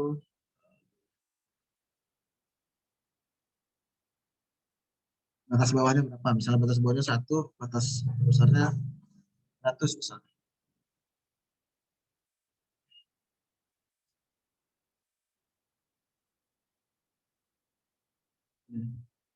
143. Nah ini contohnya misalkan mau membuat gini apa dari semua transaksi ini teman-teman ini kan udah banyak ya. Berapa nih? Dari misalnya 113 transaksi. Kita mau sampling melihat ke dokumen fisiknya misalnya. Karena kita mungkin tidak cukup waktu untuk memeriksa 113 dokumen ya. Nah, kita coba lakukan sampling. Sampling berdasarkan apa?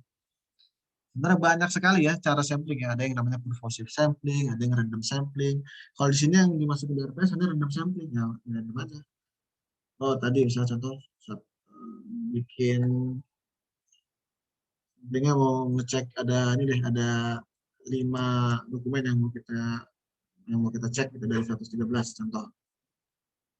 Random between 1 sampai 113. Oke, berarti 62, 3, 63, 14, 97. Nah, ini kemungkinan ada yang sama ya. Dan ini sebenarnya tidak praktikal. Saya nggak pernah sama sekali buat random seperti ini karena nggak efektif ya. Nggak ada manfaatnya banget menurut saya kalau kita random sampling seperti ini. Lebih baik kita purposive sampling, teman-teman. Purposive sampling itu kita udah ada kriteria tertentu dari apa yang mau kita sampling. Misalnya di sini kita mau sampling yang nilainya gede aja deh. Misalnya jadi standar deviasinya misalnya nilai Z-nya di atas 2 misalnya. Dan itu lebih praktikal kalau menurut saya. Kayak misalnya saya mau mengaudit bea cukai, dokumen impor misalnya. Dokumen impor mana? Dokumen impor kan banyak sekali ya. Dalam satu periode audit saya misalkan ruangan lingkupnya adalah kegiatan importasi selama 2 tahun. Satu hari aja bisa ratusan kan. Kan nggak mungkin kalau saya harus misalkan di kantor tertentu gitu. Saya harus periksa semua dokumennya. Saya lakukan sampling. Samplingnya seperti apa? Nggak yang random seperti tadi. Nggak saya buat random between atau saya buat tebak-tebakan aja. Yang ganjil aja deh gitu misalnya. Atau yang genap aja enggak. Misalnya saya udah buat cari anomalinya tadi ya yang ada indikasi-indikasi. Jadi misalnya berdasarkan prosedur penelitian saya coba lihat yang misalnya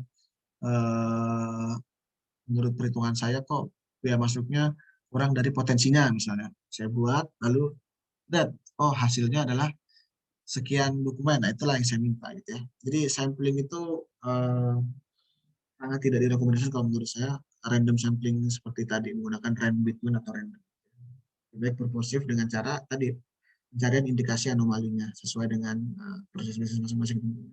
Atau kalau dalam misalnya akuntansi kita mau ngecek invoice penjualan, dokumen mana yang mau kita jadikan sampel. Ketimbang kita random, misalnya kita buat aja yang macam-macam kriteria, misalkan yang dilakukan oleh pegawai yang diindikasikan misalnya bergaya hidup mewah gitu, contohnya gitu ya.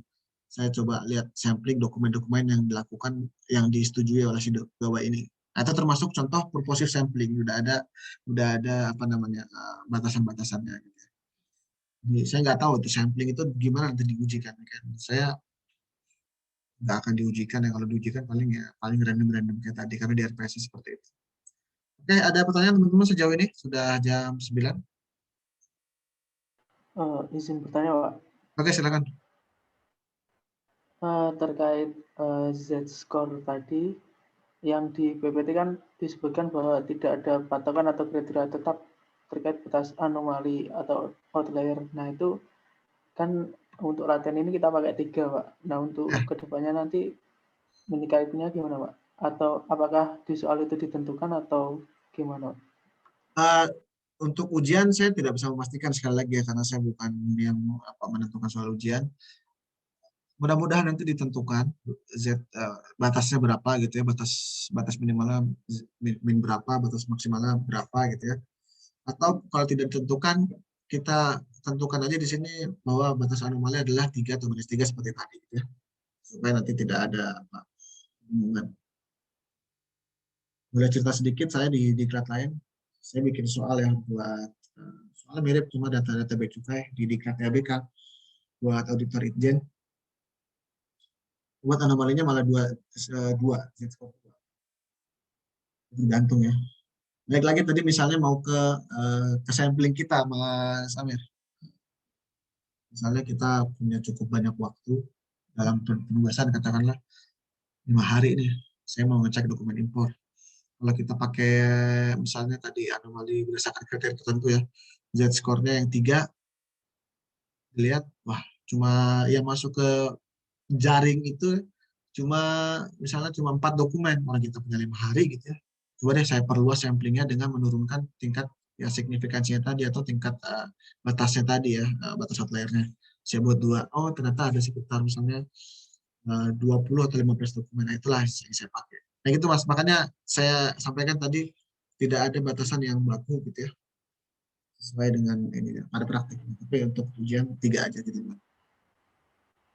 Baik, terima kasih, Pak. Oke, sama-sama. Ada lagi?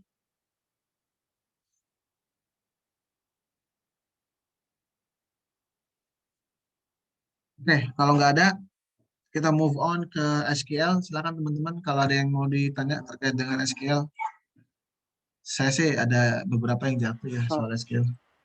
Silakan. Izin bertanya, Pak. Oke. Terkait pembuatan server baru itu, Pak. Nah, itu kenapa setiap server itu isinya sama, Pak? Jadi kita buat file, misalkan TABK 10, terus yang satunya TABK 11, nah itu database-nya sama isinya, Pak.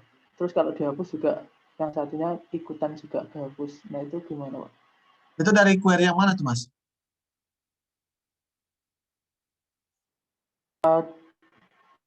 Di pas awal mulai sih, Pak. Bukan di dalamnya, Pak.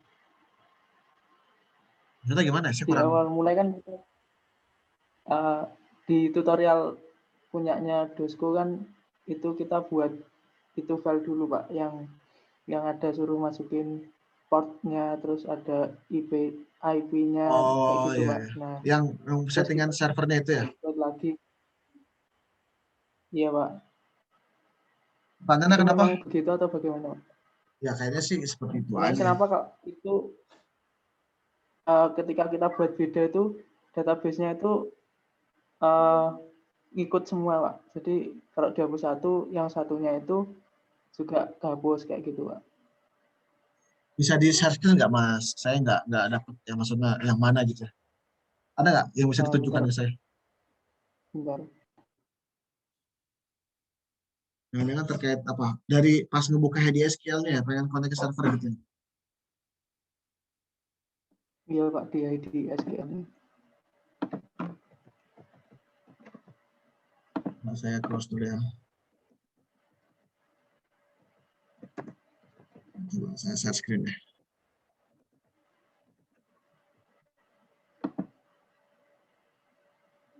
Tanah ini.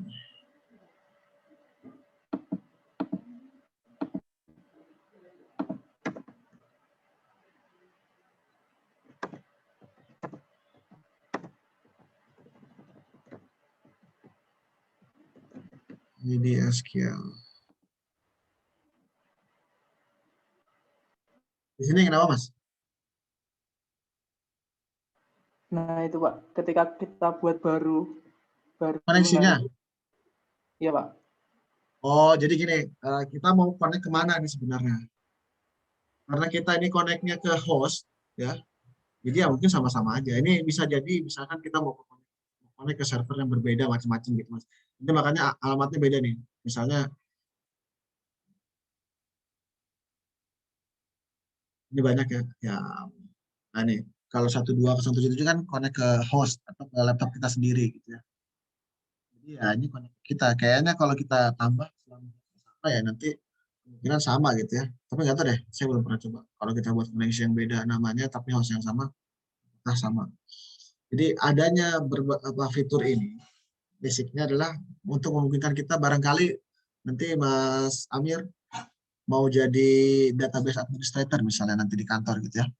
Itu kan harus menangani berbagai macam data yang berlokasi di berbagai macam server misalnya. Masing-masing server itu kan punya alamat masing-masing. Nah, dibuat di sini misalnya katakanlah server kepegawaian. Nah, misalnya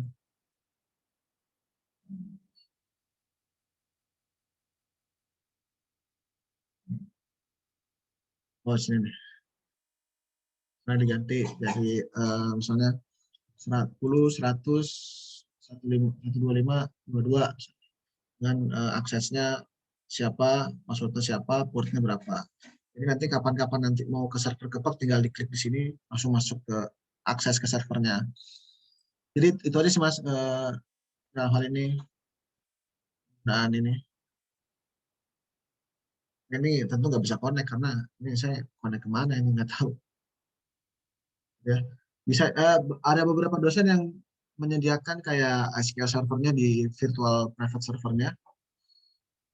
Jadi nanti mahasiswa connect ke server dia, tapi ya karena VPS-nya itu seadanya gitu ya. Jadi kalau lewat koneksi internet takutnya jadi lemot teman-teman. Kayak misalkan kita ngeluarin atau menjalankan satu query aja, misalnya query select from ini terus order by itu bisa lama kalau koneksinya tidak begitu bagus gitu ya.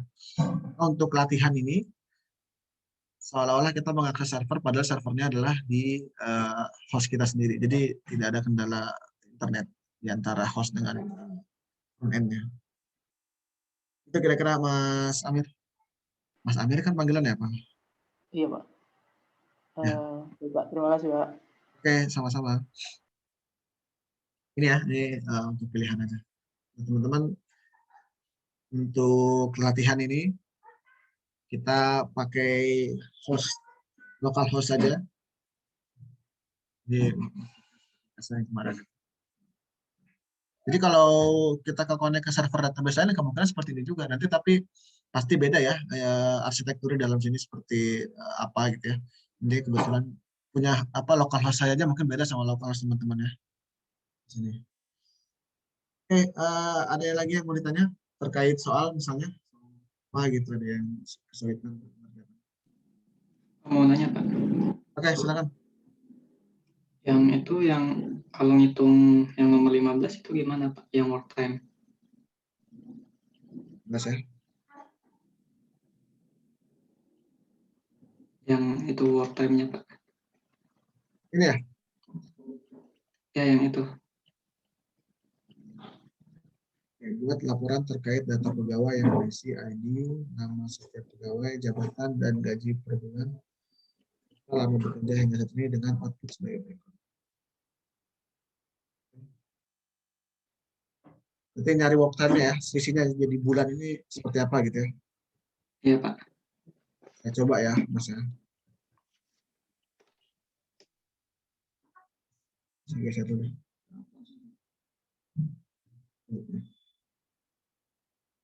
Ini. Select employee ID. Dari tabel apa nih? Time hire date ke sekarang ya.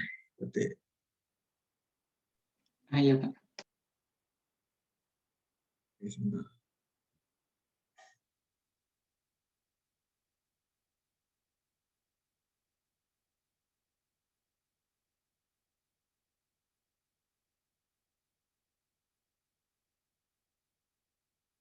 Ini setahu saya sih pakai date give gitu coba ya. Select employee ID. Tapi teman-teman nanti kalau ada yang punya cara lain ya sharing aja ya, karena jujur saya bukan ahlinya di skill ini.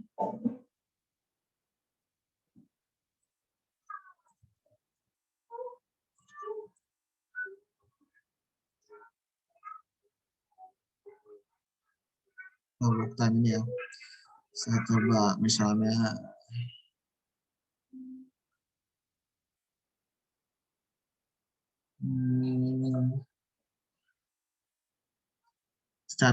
cara barbarnya mungkin saya bisa ini aja nih. Ini mas. Year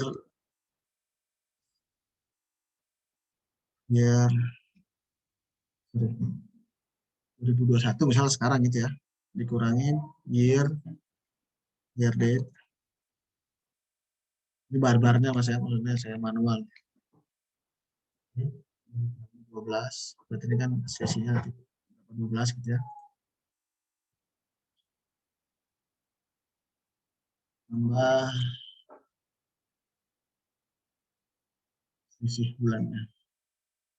Oh, sebentar. Sisi bulan berarti anggaplah tahun dulu gitu mas, kita ngomongin bulan ya. Ini sementara dulu nih. Yes. Apa tadi namanya? Work time. Ini kita asumsikan dulu sebulan penuh dulu ya.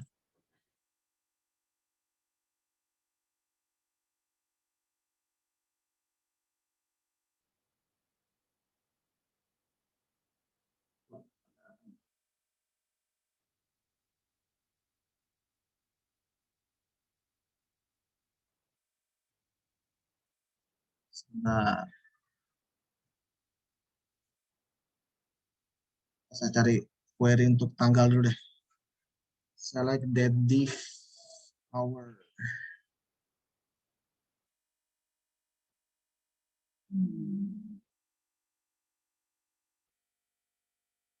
That div, sebentar. That div itu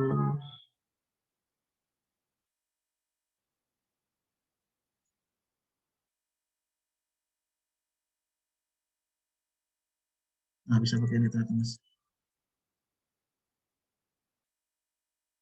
That div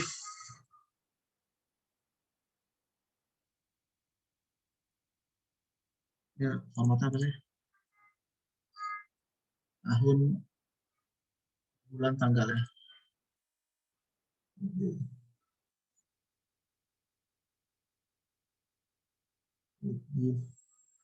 Nih, saya lagi lihat ini ya. Juga sambil belajar mas. Nah, that div ini mudah-mudahan bisa dipakai.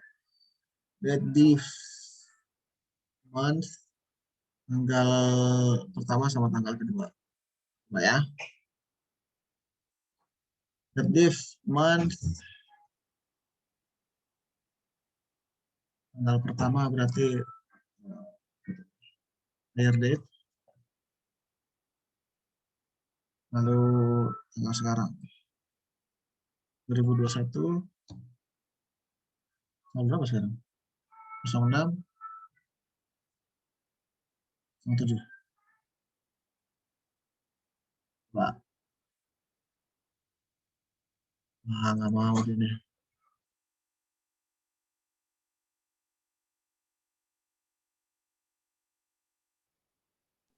Kalau pakai current date bisa nggak Pak?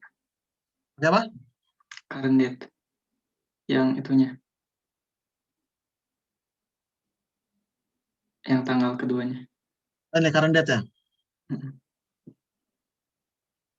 Masih gini Mas ya? Oh, iya. Tapi itu bisa nggak, Pak? Coba saya tes ya.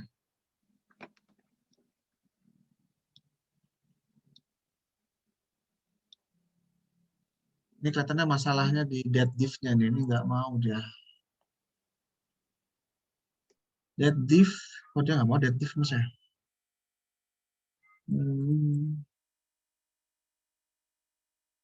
Coba kita buat ini.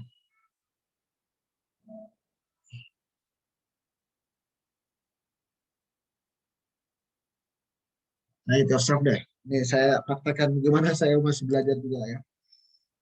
Ini putaran hasilnya apa nih? 1972 ya. Tahun, bulan, tanggal. Dia nggak mau ya.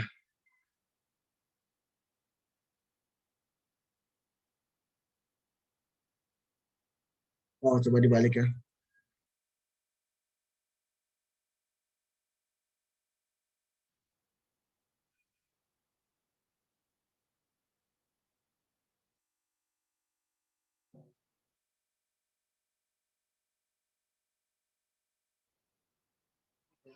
Oh, di media scale-nya. Nanti saya cari tahu deh Mas ya. Untuk yang nomor berapa tadi? Nomor 15, Pak. Nomor 15. Oke, makasih. Ini jadi pelajaran saya pikir tadi bisa pakai detektif. Ada lagi? Makasih, Pak. Ya, ada lagi? Takut kelamaan kalau ngulik sendiri. Lagi? Kelihatannya tadi ada yang nanya sama saya nomor berapa ya?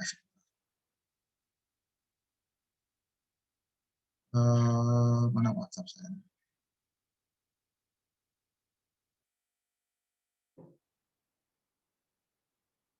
Nomor 8. Nomor 8, coba ya. Berapakah jumlah pegawai yang memiliki nama depan diawali dengan huruf A? Ada yang bisa nggak? Kayaknya nggak begitu sulit. Ada yang bisa?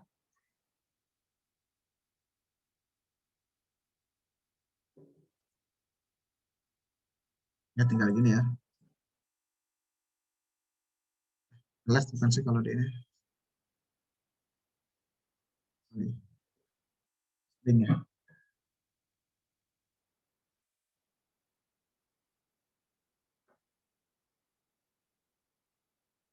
Kalau pakai count bisa nggak, Pak? Mana? Pakai count. Pakai count. Iya, terus pakai where-nya itu like A%. Boleh, boleh nanti dicoba aja Mas. Kita lihat hasilnya sama nggak ya.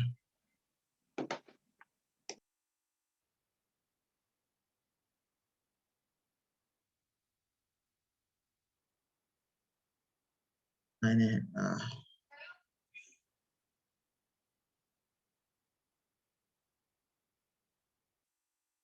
Ya Allah. Nggak mau ya.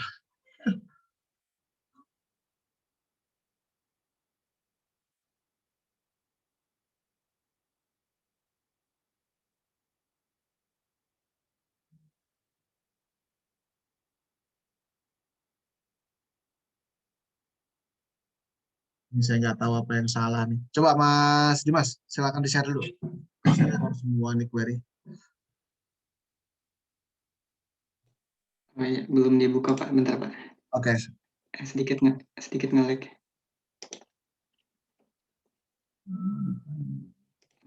Iya, bentar.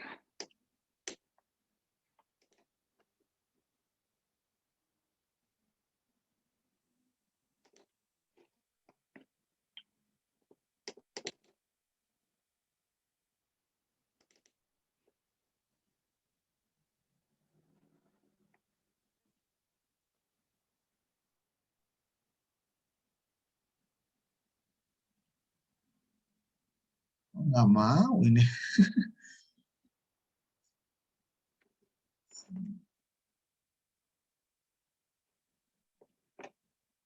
Masalah sama headers.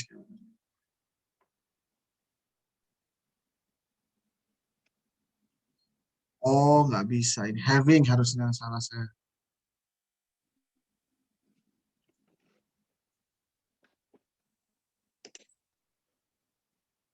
Nah, bentar. Tadi saya kesalahan umum dalam SQL, teman-teman. Jadi gini, kembali ya, tadi saya pakai where gini ya. Masalahnya adalah, teman-teman, ke order of execution yang pernah saya sampaikan di minggu lalu. Ketika dia where ini lebih dulu dari select, teman-teman. Jadi kalau saya tadi kan bilang nama sama dengan A, sedangkan pada saat kita mengeksekusi where, ini belum tahu nama itu apa, gitu ya. Jadi dia apa namanya, tidak mengenal nama itu apa, karena baru kita kenalkan setelah where itu berada. Jadi bisa alternatifnya bisa kita pakai having seperti ini sebagai pengganti where, hasilnya seperti ini, atau yang ini kita buat di ini di misalnya di nama gitu ya. Bisa salah seperti ini. Ini kita buat where.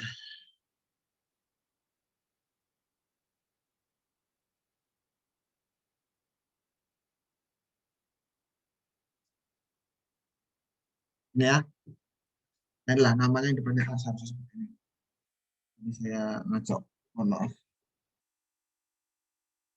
Kadang-kadang memang logikanya dikembangkan dulu kalau untuk membuat script ya. Tidak sama yang Excel kita bisa cicil-cicil dulu. Kalau ini kita harus belajar menyesuaikan logikanya dengan logika mesin. Bisa ya untuk nomor 8 ya. Oke, ada lagi yang mau ditanya? Nomor berapa? Nomor 5, Pak. 5 ya. Dapatkan informasi 10 pegawai yang memiliki masa kerja paling lama. Masa kerja, balik lagi berarti tadi ke mana masa kerja? Masa kerja, mana masa kerja? Dari hire date mungkin ya. Itu ada di lain.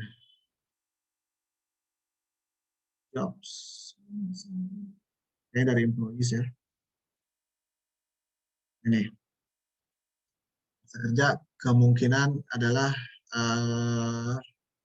hire date-nya dikurang dengan current date-nya yang paling besar. Nah, ini kalau date-date-nya saya coba lagi, mudah-mudahan masih bisa.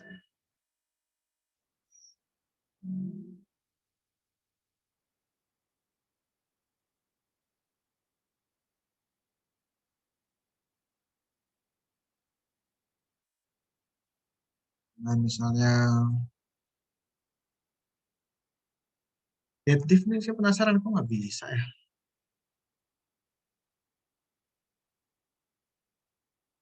Year date.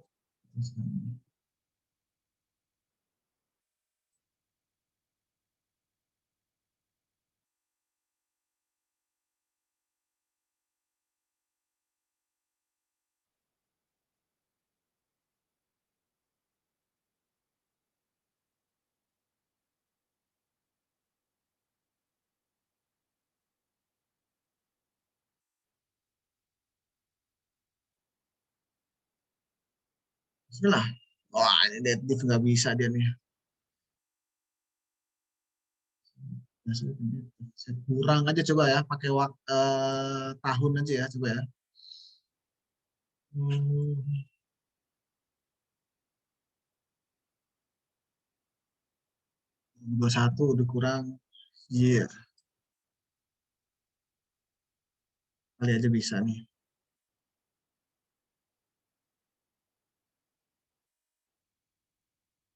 Ini durasi kalau ini kok 131 tahun nih Alberto. Alberto.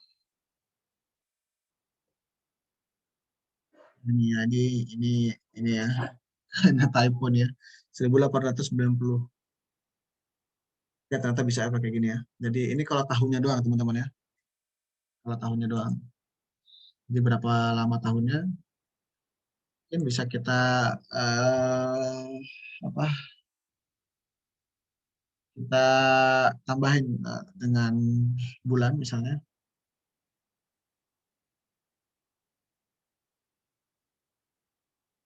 Bulannya misalnya plus kurang 1 Hire date.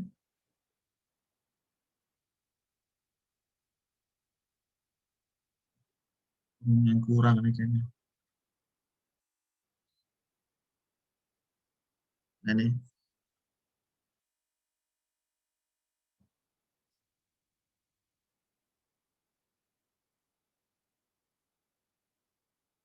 Ini bulan ya. Ini sudah hitungan bulan ya kan? Pak. Berarti yang 15 bisa dipakai kayak gitu, Pak? Iya, mungkin bisa juga. Jadi mungkin saya salahnya di kurang-kurung aja ya. Oh, oke. Kasih, Ya, Pak. jadi ini bisa ya mungkin. Oke. Nah, dengan begini kan yang diminta cuma 10 berarti ya 10 teratas lah kira-kira. Nomor 15 mungkin kita coba lagi nomor 15. Nomor 15 ini.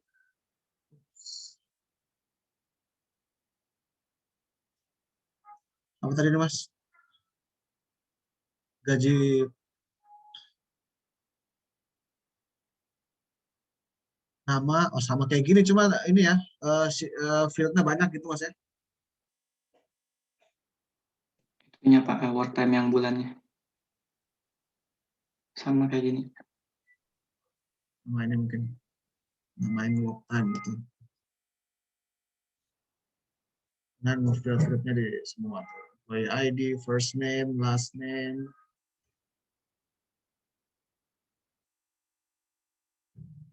Apa lagi job ID, new hire date, salary.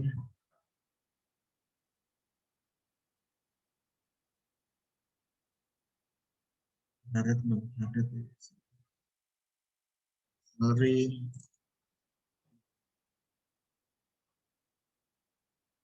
Ini lagi, apa lagi?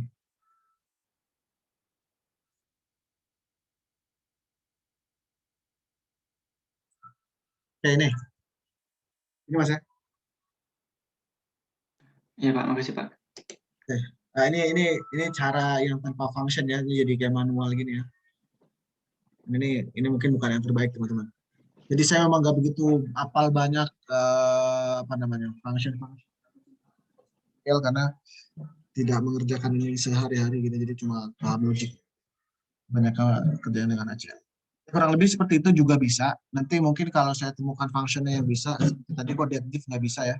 Mungkin itu bisa di MySQL, tapi tidak bisa di HDSQL ini gitu. Mungkin. Baik, itu teman-teman ada lagi yang mau ditanya? Sebelum 6 menit lagi kita selesai ini. Terputus secara otomatis.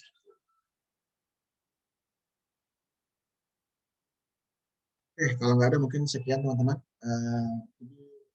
Mudah-mudahan bisa menikmati perjalanannya menjelajahi SQL ya teman-teman ya. Jadi saya pun tadi seperti tadi teman-teman lihat belum begitu mahir sehingga saya mesti harus googling. Tadi membuka ke W3 Schools itu juga masih kadang-kadang saya lakukan gitu ya di final proses belajarnya masih terus gitu ya.